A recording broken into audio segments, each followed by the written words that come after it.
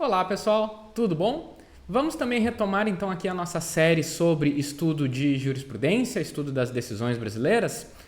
Eu queria passar para vocês essa apresentação que eu fiz aqui, porque eu elaborei ela agora recentemente, que eu fui convidado para dar uma aula virtual. Eu dei uma aula via Zoom, né, via internet, para o curso de mestrado da Universidade de Lisboa, em Portugal. Então eu dei essa aula apresentando aqui a jurisprudência brasileira e eu acho que pode ser interessante para vocês também, apesar de que eu já dei alguns vídeos mais aprofundados, tá? Eu já passei alguns vídeos mais aprofundados sobre alguns dos casos que a gente vai falar aqui. Por exemplo, o caso Elvanger, né? Eu passei aqui 3 vídeos de quase 1 hora cada um, ou seja, quase 3 horas analisando. E aqui era uma aula curtinha, de 50 minutos, para falar sobre toda a jurisprudência. Então é um pouco mais resumido, mas ainda assim eu achei interessante passar para vocês isso aqui que foi elaborado.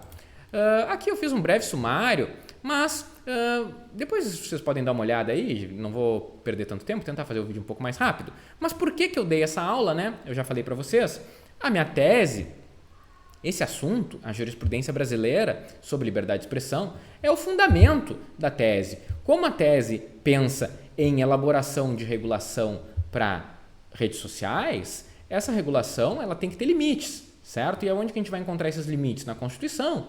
E quem é que interpreta a Constituição? A jurisprudência, especialmente do Supremo Tribunal Federal.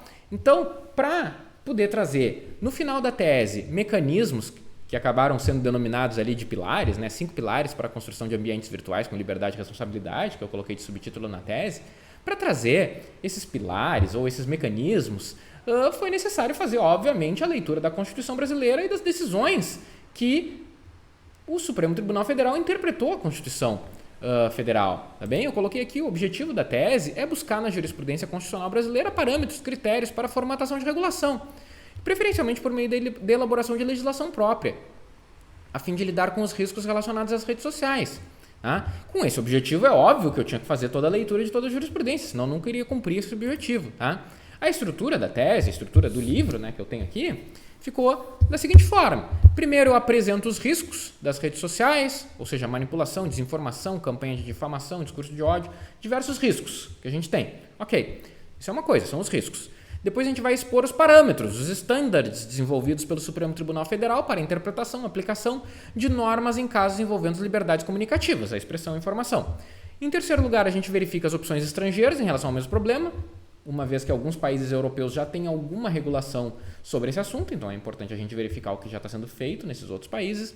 E, por fim, a gente vai tentar, então, esboçar alguns mecanismos constitucionalmente adequados para a regulação das mídias sociais no Brasil. Isso na tese, tá? Eu não vou fazer isso aqui hoje, eu vou fazer só o ponto 2, falar dos parâmetros do Supremo Tribunal Federal, né? Primeira coisa que a gente tem que dizer sobre isso, e vocês talvez já saibam se têm acompanhado os vídeos aqui do canal, é a dificuldade para obter parâmetros interpretativos a partir das decisões do STF. Quando a gente falou lá da decisão do Elvanger, né, a gente discorreu bastante sobre isso, a dificuldade em entender exatamente o que ficou decidido ali, porque cada ministro fala uma coisa, muitas vezes eles ignoram o que o ministro anterior falou, eles trazem o entendimento deles totalmente desconectado do que está sendo discutido, às vezes até desconectado do pedido, certo? Então, muitas vezes fica difícil de deixar claro qual foi a decisão. Mas a gente faz um esforço para extrair algum sentido. E aí eu trago aqui, então, as decisões que são as de maior impacto na jurisprudência do Supremo Tribunal Federal sobre liberdade de expressão. A DPF 130 é a decisão que o STF decidiu que a legislação regulando a imprensa, que foi elaborada lá na época do regime militar, não havia sido recepcionada pela Constituição Federal. Tá? Integralmente, a legislação inteira não foi recepcionada. Isso foi decidido na DPF 130 e geralmente é a decisão mais mencionada aí pela doutrina. Tá? É a decisão considerada mais importante ou paradigmática sobre o assunto. O HC 82424, que nós já fizemos os 3 vídeos de 1 hora, falando então sobre a decisão que o STF decidiu que o livro que negava ou oferecia uma visão revisionista do Holocausto era proibido por constituir crime de racismo, certo? Contra judeus, antissemitismo. Equivaleria ao crime de racismo. A DPF 187, o STF decidiu que manifestações públicas a favor da descriminalização ou legalização do uso de maconha não constituía apologia ao crime. tá? Eu coloquei ali entre parênteses que aqui é crime porque eu estava dando aula em Portugal, mas a gente também já falou dessa decisão, também já tem um vídeo aí no canal específico da DPF 187, lendo trechos da decisão. A ADI 4815, o STF decidiu que a exigência do Código Civil de autorização do biografado para a publicação de biografia era inconstitucional, e a ADI 4451, que o STF decidiu que deve ser respeitada a ampla liberdade de crítica a agentes políticos e candidatos em período eleitoral, inclusive por meio de ironia, sátiras, imitações, etc. Tá bem? Essas são as decisões principais. Vamos dar uma olhadinha. Ainda assim, sobre a questão da dificuldade que eu estava mencionando para vocês. O Dr. Ivar Hartmann tem um artigo sobre a crise dos precedentes no Supremo e ele vai falar: o Supremo não produziu até agora, o artigo ali de 2020, 2 anos atrás, e depois disso também não produziu, o Supremo não produziu até agora um corpo de precedentes sobre liberdade de expressão e seus conflitos com outros direitos fundamentais que permita orientar as instâncias inferiores. É possível dizer, a título de conclusão, que o Supremo tem responsabilidade, no mínimo parcial, por aquilo que se pode chamar de uma crise de precedentes no campo da liberdade de expressão. Ou seja, ele está dizendo que o Supremo também não colaborou muito até agora, não deixou claro qual é o entendimento sobre liberdade de expressão, e por isso que quando a gente vai pegar a decisão de primeiro grau ou do tribunal, a gente tem decisão para todo lado. A gente tem caso que recebe indenização, a gente tem caso igual que não recebe, a gente tem caso que recebe indenização alta, a gente tem caso que recebe bem pouquinho, porque a gente não tem uma padronização, o STF não colaborou muito para criar esses parâmetros. Um corpo de precedentes a gente não tem. O Dr. Hilton Robb Filho e o Dr. Ingo Sarlet também falam de forma semelhante que, apesar das relevantes e mesmo paradigmáticas decisões firmadas na DPF 130 e ADI 4815, a complexidade das questões atinentes às liberdades de expressão, de imprensa e de informação, em razão das diversas demandas e colisões entre esses direitos fundamentais com outros direitos e valores constitucionais, ainda não produziu uma plena acomodação pela interpretação do STF. O artigo é um pouquinho mais antigo, mas, como eu falei para vocês, não mudou muita coisa desde então. O professor Ivar vai falar que a DPF 130 possui uma ementa de 11 páginas. Só a ementa, o resumo, tem 11 páginas. É um exemplo de como a falta de critério na produção da ementa pode impedir seu uso como referência ao esconder o holding em meio a informações desnecessárias. Imagina, tu vai defender o teu cliente que sofreu uma ofensa, ou o teu cliente que manifestou a opinião dele e está sendo processado, e aí tu vai colar a ementa da DPF 130, 11 páginas. O juiz nem vai ler se tu colar as 11 páginas. Então tu tem que catar no meio dessas 11 páginas o que tem ali de importante. E tem muita coisa que importa, tem muita coisa que não importa, tem muita coisa repetitiva, é a falta de critério na produção da ementa. Então, essa é a primeira noção que a gente tem que ter. A gente não vai sair daqui com resposta, olha, isso pode, isso não pode, isso gera indenização, isso não gera, isso aqui gera indenização boa, isso aqui gera baixa, isso aqui não. Porque a gente não tem ainda um critério bem estabelecido, nem pela jurisprudência, nem pela produção legislativa sobre o assunto. Mas vamos dar uma olhada, então, nas decisões que a gente tem. Tá? Primeiro, a noção que a gente tem que ter em relação a isso é que liberdade de expressão e democracia são coisas que sempre andam juntos. A gente não tem como ter um separado do outro. E isso está em praticamente todas as decisões do STF, nas que a gente já viu nos vídeos, e coloquei aqui um trechinho de cada uma. O Supremo vai falar ali a relação de mútua causalidade entre liberdade de imprensa e democracia. A imprensa passa a manter com a democracia a mais entranhada relação de mútua dependência ou retroalimentação. Na outra, na DPF 187, a liberdade de expressão como um dos mais preciosos privilégios dos cidadãos em uma república fundada em bases democráticas. ADI 4451. A democracia não existirá e a livre participação política não florescerá onde a liberdade de expressão for ceifada, pois essa constitui condição essencial ao pluralismo de ideias. Na 4815, liberdade de expressão não é garantia de verdade nem garantia de justiça, ela é uma garantia da democracia. Então, a relação entre liberdade de expressão e democracia aparece em todas as decisões. Isso é algo importante, ainda que difícil da gente operacionalizar, certo? Isso significa que o valor da indenização é quanto? Ou que não tem indenização? Na prática, num caso, eu estou falando, por exemplo, uma pessoa que ofende outra ou divulga o segredo de outra, certo? Viola a intimidade, viola a privacidade, porque são casos em que há um conflito entre liberdade de expressão e privacidade, intimidade. Eu descubro o segredo de alguém e violo o segredo, eu divulgo, eu filmo, eu fotografo, eu gravo o áudio de alguém e divulgo. Isso é uma violação da privacidade, da intimidade. Será que eu posso argumentar que é liberdade de expressão? Ou não? Enfim, são questões, são diversos conflitos, mas existem outros, é claro, né? Com a honra, com o nome da pessoa, etc. São coisas que aos poucos a gente vai desenvolver. Mas, voltando, primeira coisa então, liberdade de expressão e democracia sempre andam juntos. Segundo ponto importante, ideia de vedação da censura. O exercício concreto da liberdade de imprensa assegura ao jornalista o direito de expender críticas a qualquer pessoa, ainda em tom áspero ou contundente, especialmente contra as autoridades e os agentes do Estado. A crítica jornalística, pela sua relação de inerência com o interesse público, não é a prioristicamente suscetível de censura, mesmo que legislativa ou judicialmente intentada. Logo, não cabe ao Estado, por qualquer de seus órgãos, definir previamente o que pode ou não pode ser dito por indivíduos e jornalistas. Então, aqui, a primeira noção em relação à censura. Ela é completamente vedada e censura significa definir previamente o que pode ou não pode ser dito. Esse é o sentido de censura aqui para o STF. É o que a gente tinha na época do regime militar. Se uma pessoa na época do regime militar queria publicar um livro ou uma música, um CD na época não tinha CD, um disco, uma fita, sei lá.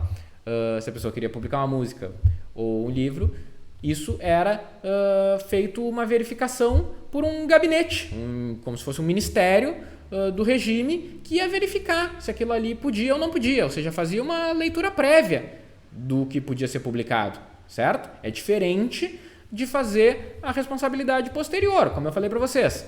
Se eu divulgo um segredo, se eu tenho acesso a determinadas informações e coloco essas informações na internet, e essas informações eram sigilosas, eu posso ser responsabilizado, mas a responsabilidade é posterior, certo? Eu vou pagar uma indenização porque eu divulguei o segredo. Isso ocorre após eu ter divulgado. Antes de eu ter divulgado, eu não vou encaminhar para o ministério ou para qualquer lugar para que seja verificado o conteúdo. Ninguém faz verificação prévia de conteúdo nenhum. Não cabe ao Estado, por qualquer dos seus órgãos, legislativo, judiciário, executivo, fazer qualquer tipo de verificação prévia, porque isso é censura, que é vedado. Vedação da censura. O requisito da verdade como condição obrigatória de legitimidade das críticas às condutas públicas seria equiparável à censura, pois praticamente silenciaria quem pretendesse exercer a liberdade de informação. O ministro Gilmar Mendes colocou isso na DPF 130. Ou seja, não poderia haver aqui, como fala lá no livro do George Orwell, né, 1984, um Ministério da Verdade.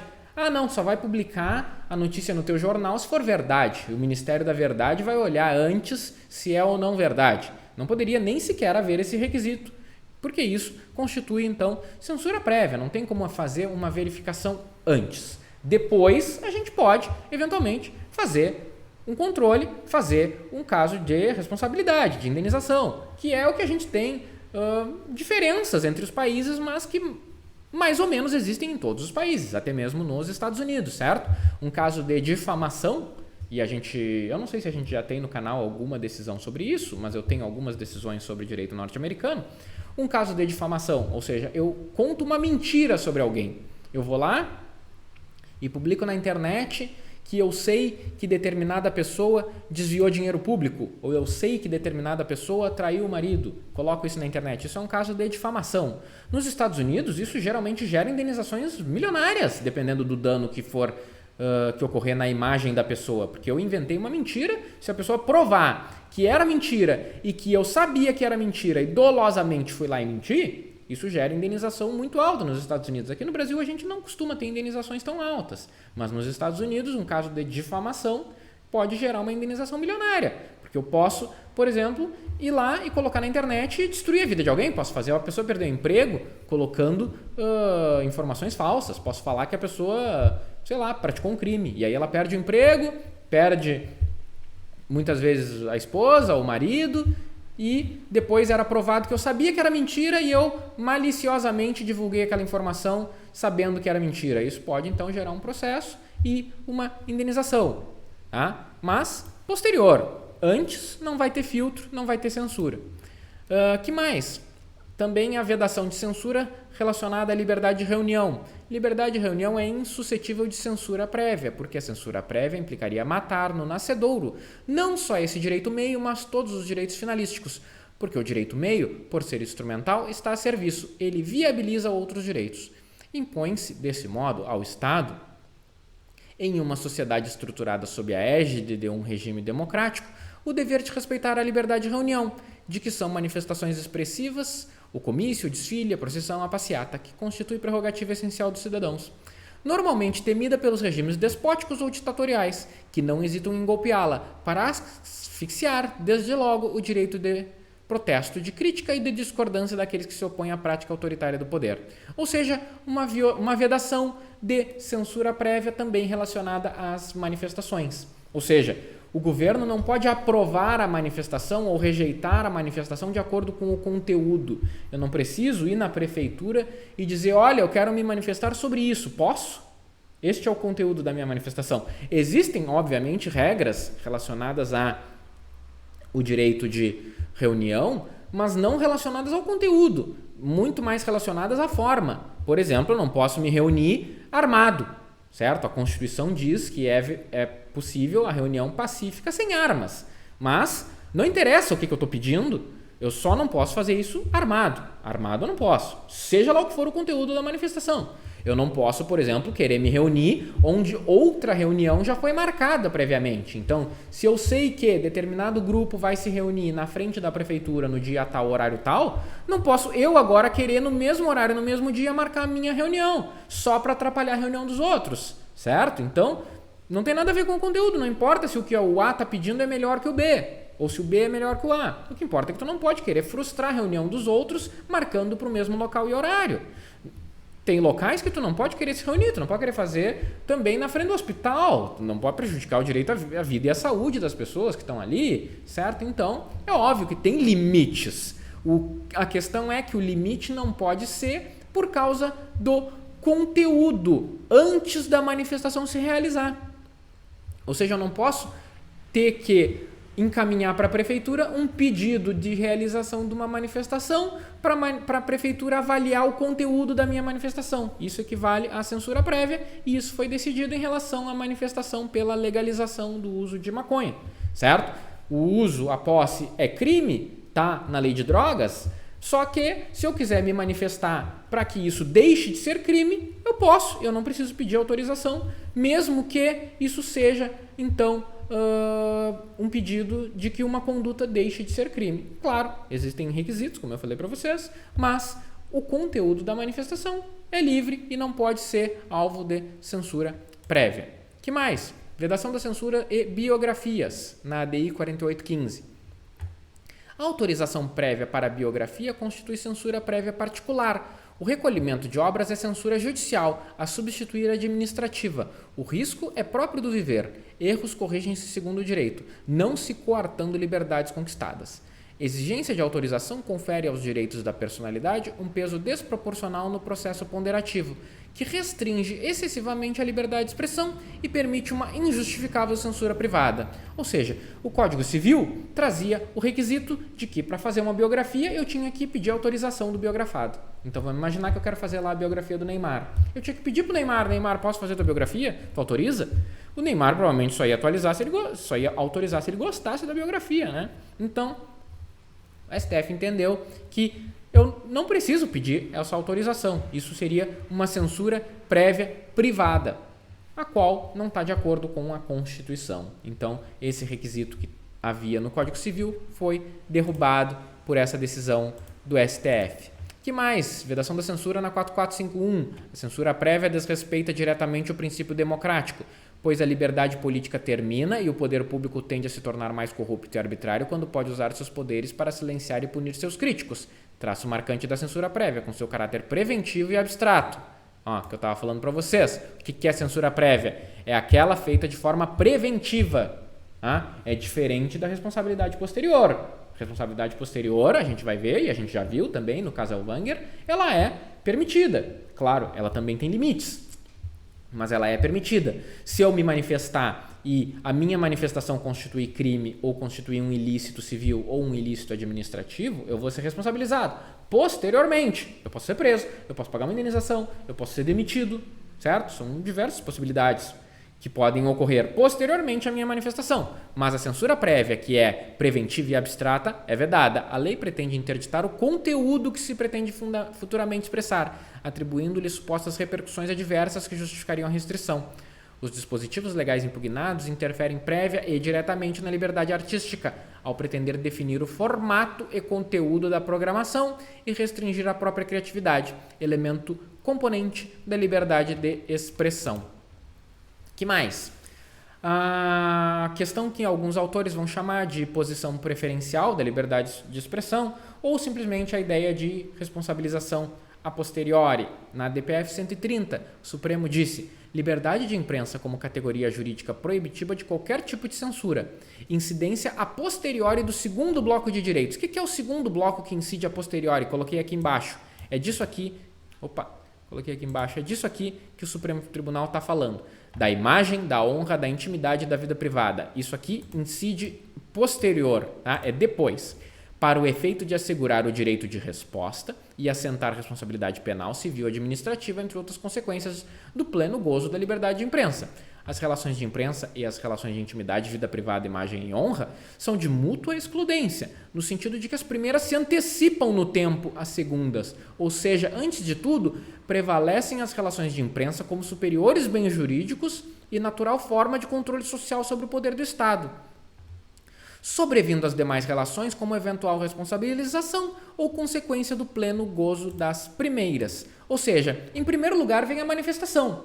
Depois vem o direito de resposta, tá? Por exemplo, se eu publico no jornal, na Zero Hora, aqui em Porto Alegre, uma notícia que é falsa, alguém pode pedir o direito de resposta e aí eu vou ter que pagar. Ou o jornal vai ter que ceder o espaço para colocar a informação verdadeira, porque eu menti sobre alguém no jornal. Então, direito de resposta é uma possibilidade. Ou responsabilidade penal, civil, administrativa, certo? Responsabilidade penal, a gente tem lá no Código Penal as possibilidades de injúria, difamação e calúnia. Por exemplo, calúnia é quando eu digo que alguém cometeu um crime. Então, eu afirmo, essa pessoa aqui roubou esse automóvel. Certo? Eu digo que ela cometeu esse crime de roubo ou de furto, ou ela cometeu um estelionato. Eu afirmo isso. Publico nas redes sociais que a pessoa cometeu esse crime. Isso, se for provado que não aconteceu e que eu sabia, configura o crime de calúnia no nosso Código Penal. Tá? A difamação é quando o fato ofende a honra da pessoa, mas não é crime. Então eu divulgo que a pessoa traiu o namorado, ela traiu o namorado, ou ele traiu a namorada, etc. Tá? E não é verdade. Tá? Isso não aconteceu. Pode ser então um crime de difamação. Que mais? Racismo, são outras hipóteses, a injúria racial. Tem outros casos bem mais específicos que também limitam a liberdade de manifestação. Pode ser relacionado, por exemplo, ao segredo de justiça ou ao segredo industrial. Eu não posso me manifestar sobre coisas que eventualmente estão relacionadas ao segredo. E coloquei aqui, né? A punição pode ser civil. Aqui no Brasil a gente não tem uma tradição de indenizações muito significativas, diferente dos Estados Unidos, que, por exemplo, um caso desses de calúnia ou de difamação pode gerar uma indenização milionária. Se eu divulgo uma informação falsa sobre alguém, dizendo que a pessoa cometeu um crime, por exemplo, e isso eu fiz apenas para atingir a imagem dessa pessoa e for comprovado que eu fiz apenas para atingir a imagem, isso pode gerar uma indenização milionária. Ou uma punição administrativa, certo? Se eu for um funcionário público e divulgo uma informação que eu não deveria divulgar, por exemplo, se eu sei informação sobre uma licitação, concurso público, alguma coisa que não deveria ser divulgada e eu divulgo, isso pode gerar uma punição administrativa também. Claro, aí vai ter que ver qual é a esfera do direito, qual foi o caso concreto, certo? Mas a questão é, o que a gente falou antes, né? Em nenhum desses casos a gente vai fazer um filtro, a gente não vai mandar para o governo para ele avaliar se aquilo pode ou não pode ser divulgado. Isso eu vou falar o que eu quiser e depois eu vou arcar com as consequências. É a consequência, né? Consequência do gozo da liberdade. Eu tenho plena liberdade para me manifestar, para gravar o vídeo aqui e mandar para vocês. Só que se eu fizer alguma coisa que constitua crime ou ilícito civil ou administrativo, eu vou ter que arcar com as consequências, tá bem? Então, é assim, tudo na vida, né? Se qualquer atitude que eu tome em qualquer lugar, em qualquer momento. Pode ser na vida econômica, pode ser no trabalho, pode ser, enfim, qualquer liberdade que eu exerça, ela possui consequências. Se eu tiver determinada liberdade e exercê-la, eu eventualmente vou arcar com consequências, e é assim que é. Se eu tenho liberdade econômica, por exemplo, para investir numa empresa, ou para abrir um negócio, ou para abrir um escritório, ou para assinar um contrato, eu posso assinar um contrato de locação. Qual é a consequência? Eu tenho que pagar, e se eu não pagar eu vou ter multa, e etc. Essa é a consequência, certo? Eu tinha liberdade, ninguém me obrigou a assinar, assim como ninguém vai te obrigar a falar. Só que a partir do momento que tu assina, que tu contrata, ou que tu manifesta, ou que tu faz, ou seja, a partir do momento que tu exerce determinada liberdade, aí surgem as consequências, que são aquelas previstas na lei, é claro, né? A gente não pode aqui aceitar que haja um casuísmo, que seja elaborado a dedo para qualquer pessoa, cada um ter a sua consequência específica. Não, a gente tem que ter lei exatamente para prever, para que haja segurança jurídica. Então tem que ser os casos previstos em lei. Então, continuando aqui para não demorar muito, acho que já estamos aqui com o quê? Quase meia hora, 25 minutos mais ou menos. Também tem uma questão sobre a internet, eu trouxe isso porque se relaciona diretamente com a tese, né? Não há liberdade de imprensa pela metade ou sobre as tenazes da censura prévia, já falei isso para vocês, inclusive a procedente do Poder Judiciário, pena de se resvalar para o espaço inconstitucional da prestidigitação jurídica. Silenciando a Constituição quanto ao regime da internet, a rede mundial de computadores, não há como se lhe recusar a qualificação de território virtual, livremente veiculador de ideias e opiniões, debates, notícias e tudo mais que signifique plenitude de comunicação. O que estava sendo falado aqui? Estava sendo dito que o portal do site da rede de mídia, por exemplo, sei lá, o site da Globo, o site da SBT, o site do UOL, o site da Folha, o site do Estadão, o site, sei lá, da Veja, de qualquer veículo de mídia, se equivale à mídia tradicional. Essa é a questão que está sendo colocada. Ou seja, eu falei para vocês que não pode haver censura prévia da mídia, né? Estava falando de liberdade de imprensa. Ou seja, não vai ter nenhum ministério verificando a revista, o jornal, o programa de TV, e não vai ter nenhum ministério também verificando o site do UOL, do Globo, da Veja, seja lá do que for. Tá? Não vai ter verificação prévia desses portais de internet. Tá bem? Só que a gente não tem apenas, então, liberdades, a gente tem também limites, certo? A vedação do racismo é e está lá na Constituição. No mesmo artigo 5º que me garante a liberdade de expressão, eu tenho a vedação do racismo. A prática do racismo constitui crime inafiançável e imprescritível, sujeito à pena de reclusão. Mesmo artigo 5º que diz que eu tenho liberdade de expressão, diz é vedado racismo. E aí eu já falei para vocês, né? Eu tenho 3 vídeos aí sobre o caso Elvanger, quem tem interesse eu sugiro que dê uma olhadinha. Mas aqui um breve resumo do que foi decidido. O autor entrou com habeas corpus porque ele publicou um livro com teoria da conspiração, dizendo que o Holocausto era uma fraude. Não aconteceu, na cabeça dele. Tá? Uma tese da conspiração. Tá? O Holocausto não aconteceu, foi meio que inventado pelos judeus. Essa era a tese dele. E aí ele fez o seguinte argumento. Judeus não são uma raça, então ele não podia ter sido preso por racismo. Ele poderia até ser preso por uso do crime. Ele podia ter sido preso por calúnia, por difamação, por injúria, quem sabe. Isso ele diz isso. Poderia ter sido preso por outro crime, mas não por racismo, porque judeu não é raça. Então, se ele tivesse sido preso por outro crime, o crime já teria prescrito. Esse era o argumento dele. Foi com isso que ele entrou com habeas corpus. Lá nos vídeos sobre o caso Elvanger eu trago isso com mais detalhes. Só que aí veio a decisão. E a decisão é que é o problema. Tá? Porque aí tem ministro falando... Cada um falando uma coisa. Coloquei aqui um resuminho. Um ministro acolheu esse argumento, entendendo que os judeus não podem ser vítimas do crime de racismo e concedeu habeas corpus. Ele também colocou que na época da elaboração da Constituição, o Constituinte especificamente manifestou a necessidade de combater o racismo contra os negros, que obviamente foram vítimas e ainda são vítimas de racismo no Brasil, certo? No Brasil a gente não tem um histórico de racismo ou de antissemitismo, ou de discriminação contra judeus. Nós não passamos por episódios como passou a Europa de discriminação contra judeus. Então, o Constituinte, quando elaborou a Constituição de 88, tinha preocupação em exterminar o racismo contra os negros, que sempre sofreram discriminação no Brasil. Então, esse era o argumento que um ministro utilizou para dizer que, olha, de fato, os judeus não se incluem aqui nessa previsão constitucional, porque o Constituinte queria era acabar com o racismo contra negros, certo? Esse foi o argumento. Mas só um ministro pensou assim. 5 ministros rejeitaram o argumento da defesa, argumentando que de fato não existem raças, mas a única raça é a raça humana. E, portanto, se tu entender que a norma que proíbe o racismo não seria válida contra os judeus, por esse argumento, tu teria que entender que ela não vale contra ninguém. E aí tu vai esvaziar o sentido da norma constitucional. Quando a gente leu lá a decisão, a gente viu isso com mais detalhes, né? Se a Constituição diz que é vedado o racismo e que deve ser punido, etc, etc, etc, se tu entender que judeu não é raça, então eu não vou condenar alguém que comete aqui discriminação contra judeus, tá, mas negro também não é, então a Constituição falou alguma coisa que não existe. Não! Na verdade, o que a Constituição quis dizer, o que os 5 ministros entenderam, é que a Constituição proibiu qualquer tipo de discriminação. A discriminação pode ser contra negro, pode ser contra judeu, pode ser contra índio, pode ser, sei lá, contra quem for. Qualquer tipo de discriminação, atualmente o Supremo Tribunal também equiparou relacionada à questão de orientação sexual.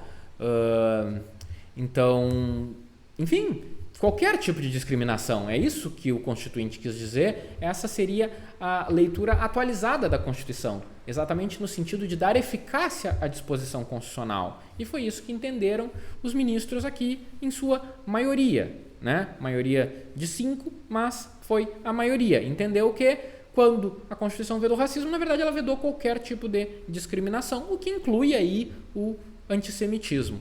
4 ministros não foram nem pelo caminho de acolher o argumento, nem de negar, e fizeram a ponderação. Aquilo que a gente viu lá, quando a gente falou de vídeos sobre o Dworkin, sobre a Lexi, certo? Aquela coisa de regras e princípios, lembram que as regras é tudo ou nada e os princípios eu boto na balança? Não é bem assim, né? A gente já viu que é mais do que isso, não é tão simples. Quando a gente viu a Lexi, principalmente, a gente viu que tem aquelas regrinhas, a letrinha, o A maior, lembram daquilo? Então, não vou falar muito daquilo, porque eu sei que tem gente que não gosta. Mas a ideia de ponderação, né? Adequação, necessidade, proporcionalidade em sentido estrito, a gente viu tudo isso. Então, os ministros, 4 deles usaram essa ponderação. Só que 2 entenderam que a liberdade de expressão tinha um peso maior, devia prevalecer, e 2 entenderam que a vedação do racismo tinha um peso maior e devia prevalecer. Moral da história, 5 ministros somados com esses 2 aqui rejeitaram o habeas corpus, 7 ao total, enquanto 3 acolheram o habeas corpus. Ele, então, teve o habeas corpus negado, só que os argumentos impedem que a gente extraia algo muito certo, né? O que a gente pode extrair aqui é que a liberdade de expressão não é ilimitada, que ela tem limites na própria Constituição, que a vedação do racismo é um dos seus limites e que está justificada, inclusive, a prisão em caso de racismo, certo? Eu não vou, novamente, fiscalizar as obras, ou seja, o livro foi publicado, o livro, se tu quiser, tu pode até encontrar, eu não tenho o livro aqui, mas se tu quiser ir atrás, tu encontra. O livro já é antigo, o livro do Elvanger, ele foi publicado, porque não há uma verificação prévia do conteúdo, mas se configurar crime de racismo, a pessoa pode ser condenada, então, pela publicação. Que mais? Também a ideia de vedação do anonimato é outro limite. É livre a manifestação do pensamento, sendo vedado o anonimato. O anonimato é proibido, diz o mesmo artigo 5º. A vedação do anonimato foi prevista no texto constitucional associada à livre manifestação do pensamento, mas aplica-se às liberdades de expressão em geral. Professor Ingo Sarlet e Daniel Mitidiero, ou seja, se aplica a tudo que é tipo de manifestação. Tá? Todas elas está vedado o anonimato. O que disse o STF no HC 848273?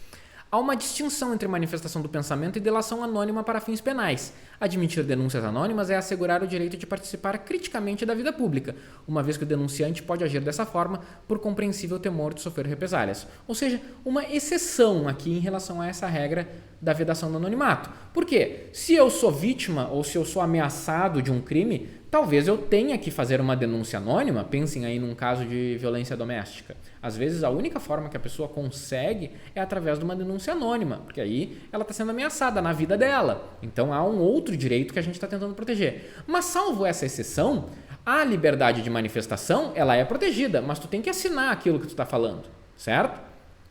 Então tu não deveria poder se esconder, por exemplo, por trás de perfis falsos em redes sociais. Na rede social, tu deveria colocar o teu nome ou mesmo que tu tenha ali um apelido, certo, que é plenamente aceitável, deveria ser possível de identificar quem é que está por trás daquela conta. Deveria ter os dados da pessoa e ser possível de identificar, certo? Então, porque a Constituição vedou o anonimato. Então, tu é livre para manifestar a tua opinião, só que tu tem que assinar, tu tem que dar a cara a tapa, certo? Se eu estou fazendo os vídeos aqui, se eu estou dando a minha opinião, eu estou colocando a minha posição e vocês sabem quem eu sou. Não é uma pessoa anônima dando uma opinião, porque se eu garanto a plena liberdade, ao mesmo tempo eu tenho que garantir aquelas outras coisas que a gente viu, o direito de resposta, a indenização. Como é que eu vou dar direito de resposta se eu não sei quem falou? Como é que eu vou dar indenização se eu não sei quem falou? Então, veda-se o anonimato, que acontece muitas vezes quando eu tenho, por exemplo, perfis falsos em redes sociais.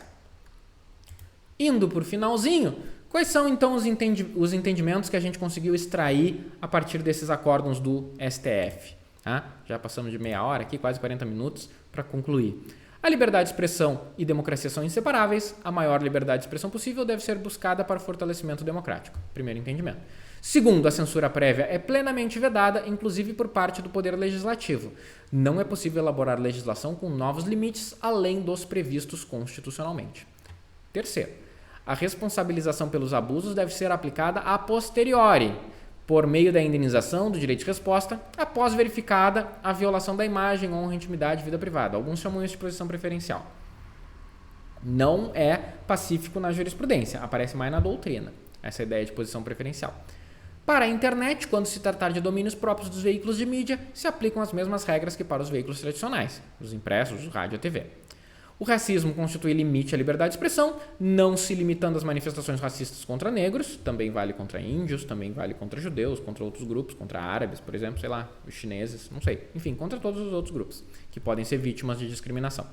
E as manifestações anônimas não são protegidas da mesma forma que as manifestações nas quais está conhecido quem está veiculando. Tá? Ainda que eu possa ter alguma proteção das manifestações anônimas, não vai haver a mesma proteção do que as manifestações nas quais eu conheço quem está se manifestando.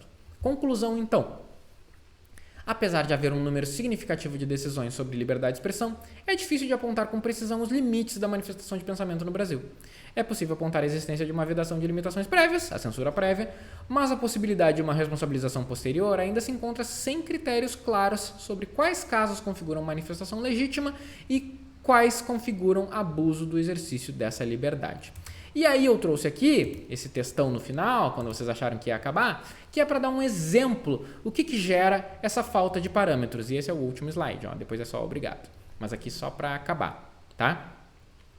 O Dr. Ivar aponta que a jurisprudência produzida pelo Tribunal de Justiça do Rio de Janeiro opera de forma totalmente invertida o standard da figura pública, que a gente tem lá nos Estados Unidos desde New York Times versus Sullivan. Mas também na jurisprudência do Supremo Tribunal Federal desenvolve-se que as críticas e a necessidade de informar sobre figuras públicas são uma exigência da democracia. Tá? Ou seja, mesmo aqui no Brasil a gente tem no STF essa noção, ainda que não bem estruturada. Entretanto, as indenizações concedidas a juízes e desembargadores são de maior vulta do que as oferecidas aos demais cidadãos em casos semelhantes. Conforme Hartmann, mais preocupante, no entanto, é a média do valor dos danos morais concedidos.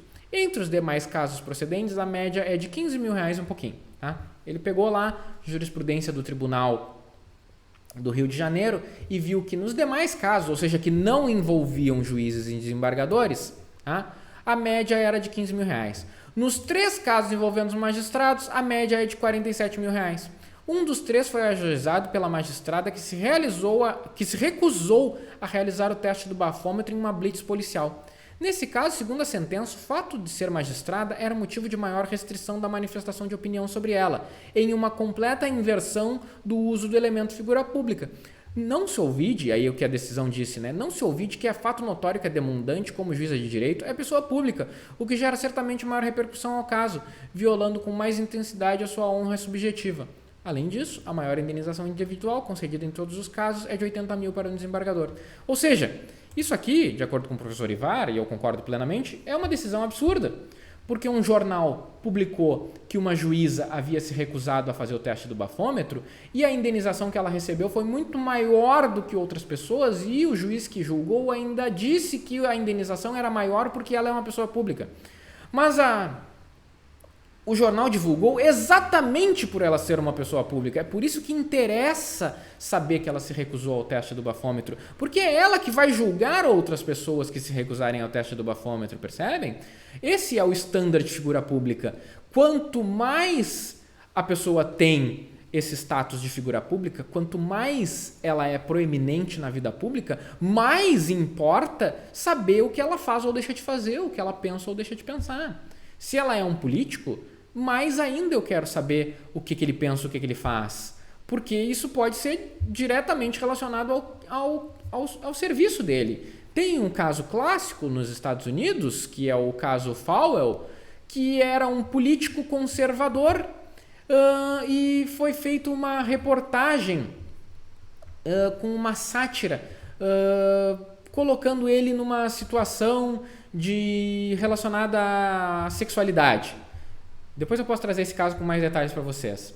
Porque ele era um conservador, assim, da família tradicional. E aí foi feita aquela sátira com ele. E qual é a questão? A questão é que se ele é um conservador que usa essa questão como argumento político, eu quero me candidatar porque eu vou defender estes valores aqui dessa família que eu entendo que é a única família possível. Esse era o argumento desse político. Então, o jornal que criticou ele fazendo uma sátira relacionada à sexualidade pegou o argumento dele para fazer a sátira. Não foi algo alheio ao argumento político público desse candidato. Foi algo que fazia parte da campanha do candidato. Ele se candidatava como candidato defensor disso. E o jornal foi lá e fez uma sátira colocando ele como algo oposto àquilo que ele defendia publicamente. Normalmente, não interessa qual é a vida sexual de um candidato ou de uma pessoa pública. Mas nesse caso interessava, porque era disso que ele falava na campanha. Depois a gente olha com mais detalhes esse caso. Mas e foi exatamente isso que foi decidido nos Estados Unidos. Ele não tinha direito à indenização, porque foi ele que começou a trazer para a campanha aquele argumento. Então, quando o jornal fez a sátira dele, colocando ele lá na situação que seria vexatória para ele, foi ele que criou aquela situação. Foi isso que foi entendido. Então, ele não tinha direito à indenização. Aqui, uma juíza se recusa a cumprir a lei. Isso foi noticiado exatamente porque a comunidade quer saber, mas que juíza é essa que não cumpre a lei? Por que ela não fez o teste do bafômetro? Não é ela que faz diariamente com que a lei seja cumprida e ela mesma não vai cumprir? Então, a pessoa pública, normalmente, não pode se furtar a ter sua conduta eventualmente publicizada, principalmente quando tiver relação com o seu ofício. Esse é o standard de figura pública. É claro que a vida pessoal da juíza deve ser resguardada. Ela tem lá a sua família ou o seu momento de lazer que não tem nada a ver com o trabalho dela. Só que não é essa situação. Essa é a situação que ela está desrespeitando uma norma. Então isso tem interesse para a comunidade quer saber se naquela jurisdição existe alguém com integridade para dar as decisões que está dando. Então, nesse caso, o standard de figura pública deveria servir para negar a indenização, não para majorar a indenização. E é o que a gente vê acontecendo ao contrário aqui. Pessoas públicas recebendo indenizações maiores sob o argumento de que são pessoas públicas e por isso a consequência é maior. E a ideia é então que seja o contrário, certo? E a questão é essa. O que o professor Ivar está colocando, e eu estou colocando aqui também, se eu não tenho critérios claros, se a jurisprudência não estabelece esses critérios claros, eu acabo tendo decisões de primeiro grau que vão para qualquer lado, certo? E aí gera insegurança jurídica em relação a isso, tá bem? Então aqui dei essa aula mais longa para vocês, mas ainda bastante resumida. Citei aí diversos casos brasileiros e estrangeiros sobre o assunto. Alguns a gente já tratou, outros a gente ainda vai tratar. Mas fica então aqui como um panorama geral e fiquem à vontade para comentar, se tiverem alguma pergunta, se quiserem abordar algum ponto com maior profundidade, podem ficar à vontade para mandar mensagem. E por hoje é só. Tá bem, pessoal? Fico à disposição para auxiliar no que for preciso. Até logo!